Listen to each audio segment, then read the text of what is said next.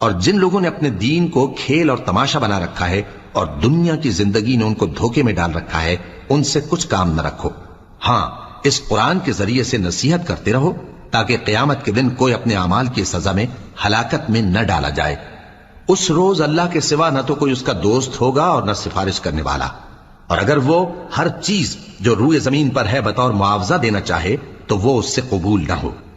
یہی لوگ ہیں کہ اپنے اعمال کے وبال میں ہلاکت میں ڈالے گئے، سو ان کے لیے پینے کو کھولتا ہوا پانی اور دکھ دینے والا عذاب ہے، اس لیے کہ کفر کرتے تھے۔ کہو، کیا ہم اللہ کے سوا ایسی چیز کو پکاریں جو نہ ہمارا بھلا کر سکے نہ برا؟ اور جب ہم کو اللہ نے سیدھا رستہ دکھا دیا تو کیا ہم الٹے پاؤں پھر جائیں؟ پھر تو ہماری ایسی مثال ہو جیسے کسی کو جنات نے جنگل میں بھلا دیا ہو اور وہ حیران ہو رہا ہو، اور اس کے کچھ رفیق ہوں جو اس کو رستے کی طرف بلائیں کہ ہمارے پاس چلا۔ کہہ دو کہ رستہ تو وہی